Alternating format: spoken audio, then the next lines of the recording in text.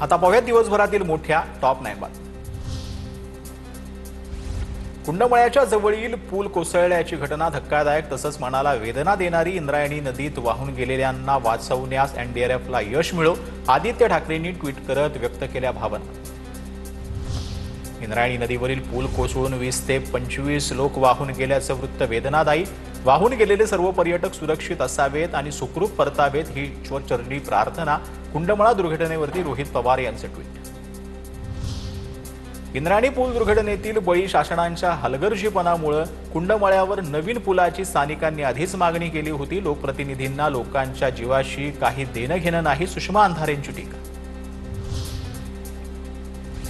नांदेडजवळ तेलंगणा सीमेवर गोदावरी नदीत बुडून 5 जणांचा मृत्यू। तेलंगणा राज्यातील बासर परिसरातील घटना। बोटीनं नदीपात्रात जात असताना बेटावरती स्नान करतेवेळी दुर्घटना घडली। मालवणमधील शिवरायांच्या पुतळ्याच्या चबुतऱ्याची जमीन खचली। जमीन खचल्यानं भगदाड पडलं। महिन्याभरातच चबुतऱ्याची जमीन खचली।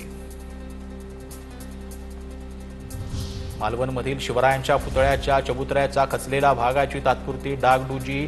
चिरे खचल्याच्या महाराजांच्या पुतळ्यावर परिणाम नाही, सार्वजनिक बांधकाम विभागाचं स्पष्टीकरण।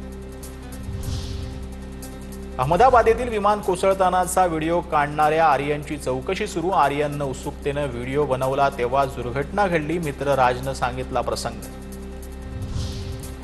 विमान अपघातातील 31 मृतदेहांचे डीएनए नमुने कुटुंबियांशी जुळले। आतापर्यंत 12 मृतदेह नातेवाईकांना सोपवले, मात्र विजय रुपाणींच्या मृतदेहाची अजूनही ओळख पटलेली नाही, डॉक्टर पटेल यांची माहिती। अहमदाबाद विमान दुर्घटना प्रकरणी मृतकांच्या नातेवाईकांना आणि जखमींना तात्काळ 25 लाख मिळणार। टाटा ग्रुपकडून घोषित करण्यात आलेल्या 1 कोटी व्यतिरिक्त एअर इंडियाकडून मदत।